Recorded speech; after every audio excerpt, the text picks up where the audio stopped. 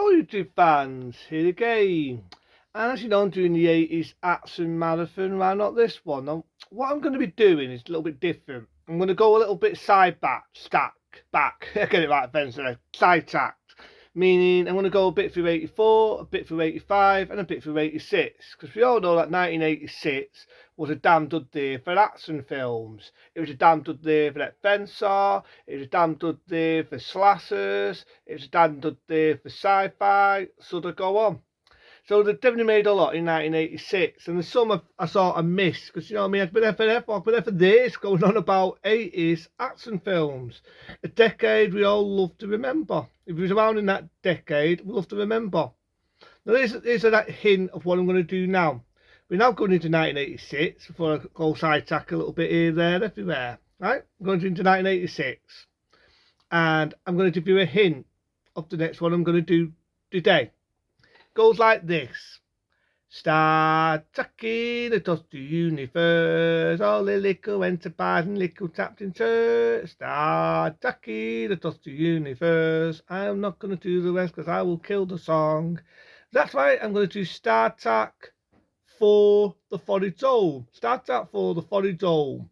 Not a lot of people mention this one anymore. And when I sometimes hear people talk about it, they either shagging it off or they don't talk about it that much, and it pisses me off. Because I actually like Star Trek 4, the Voyage Home. What they did, they went back to basics. They went back to making it different.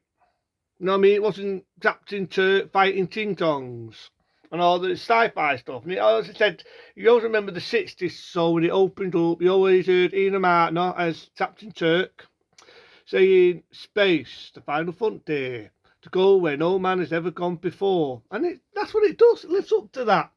Because people think, well, they're going in the past. They're going into 1986. The film came out in 1986. Yeah, but they're going in the past. All right. So people want to insult it because Captain Turk and all his team have gone into the olden times. Let's say it's pick up dates, futuristic. Supposed to be the olden times, even though we know it's not. Let's go into a 1960s episode. Not the movies, the 60s series. There was an episode where Captain Turk, it could be right, it could be wrong, with Dr. Spock, Dr. Bones, and they go into, I think, it could be right and wrong in the area. I think it could have been after the 30s or the 40s. And there was an episode where it was in the 1930s, and they meet, if I can remember the name. Can't remember the name now. Joan Joddins, that's right, the Bix herself, didn't she, and all that.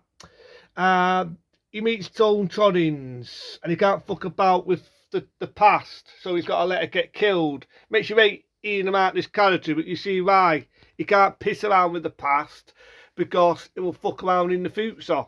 And then they did another episode where they meet some pirates from that era, from the 60s. It was the 60s, so they sometimes did that, where they went into what they say was the past, even though we all know it wasn't. So doing it in the movie version didn't really bother me, didn't really bug me.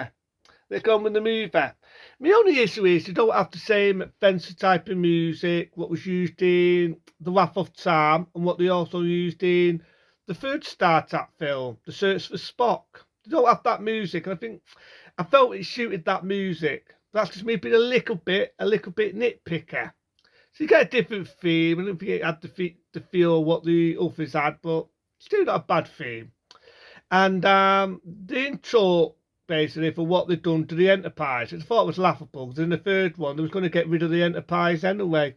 But the in-court, the other people on the Enterprise is going to give them a big bollocking because of what they did. And I find this bit laughable, because they're showing bits from the third one. And thinking, what have they found here? An Iridium VHS. They found a DVD player. They found it on Blu-ray. They found it on Amazon. It's like so in memory lane of the third Star Trek film. And I'm thinking, how the hell can you see this? The Klingons are getting blown up and everything. But the reason why they sort of get off of it is because something's happening that could damage the planet.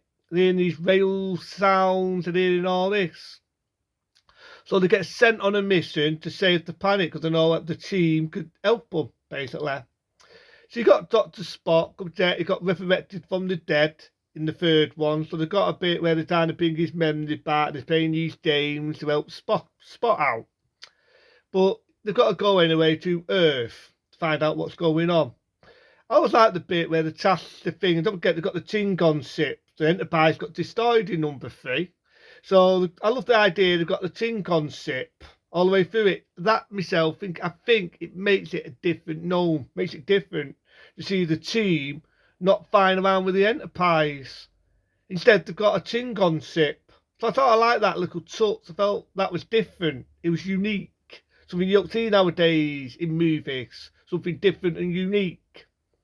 So the chassis and in the water, and I do love the bit where you see the faces of all the people. Then it makes you feel what it's like if you were smoking and getting figgy in eye.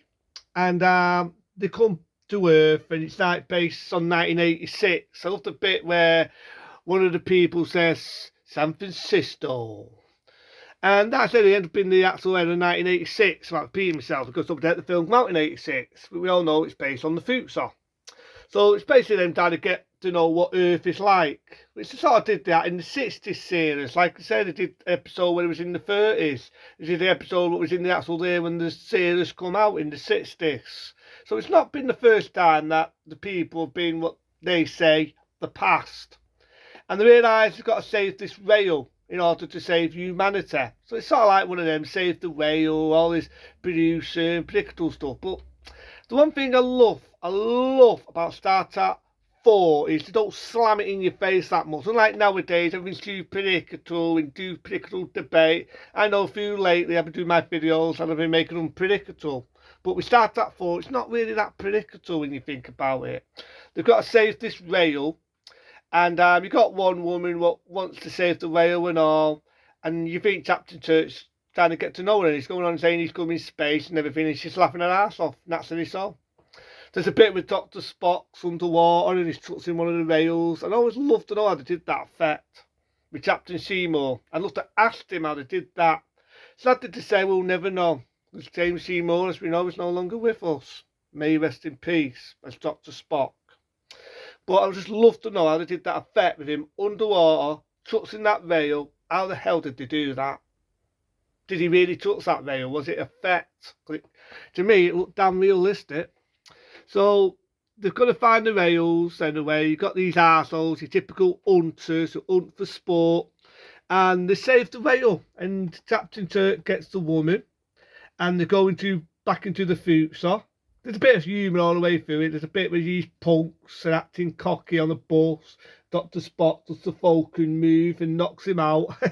So there's some fun, there's some humour in Lepitis. Again, one of the captains, Captain Pitar, he gets ruined every episode. I always remember in the 60s, from the Wrath of Time, he had the leaks in his ear. Or he burnt his hand in the Molson pit. Or the kind of goes make a chinky time, he gets hurt. And he does in this, he falls off a bit and ends up in a coma. But they manage to bring him back. They get on the Tingon ship. They save the rail. They beam it up. How the hell they beam that up, I don't know. But they managed to do it again. Good effect. I love to know how they did that.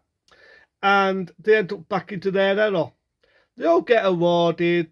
The times what they've done by destroying the Enterprise in number 3 gets forgotten. And what fascinates me is they bring back the Enterprise. At the end, they bring back the Enterprise. And I love it. I love it.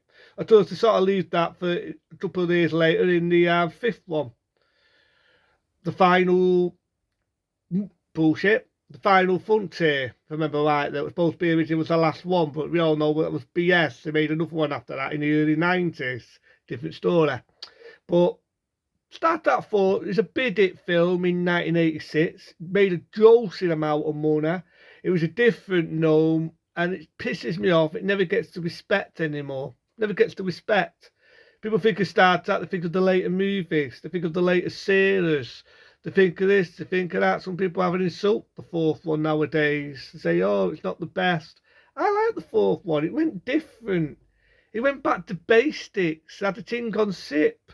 It was in New York. It was in the era what the film was in. Based up here on the past. You got Dr. Spock doing Falcon moves and some cocky punk on a bus. You like the characters. You like Stutty. You like the fact that they're trying to save a rail. It's not them trying to deal with villains. And it's like what Captain Kirk said, to go where no man's gone before. And that's what I love about this one. It's a different gnome than the others. Does it have action? Does it have fencer? I say a bit of both. It has that fencer to it, has a bit of action to it. It's definitely science fiction. It's faithful to the TV series still. Yes, your characters are getting older, life sucks, but you still love them. You love them characters. The new films, I don't even remember any of them. I don't. They're just pieces of wood. This, I like every one of them. Maybe some of them investors, they're no longer with us. And I like them, you know what I mean? That's why I like the 4-star attack for the characters. I say it again, characters. So the 4-star attack film, for its own, it's a dud. And I'm going home soon. But into them, be smart, be safe, and I'll see some more action films and more things on the way.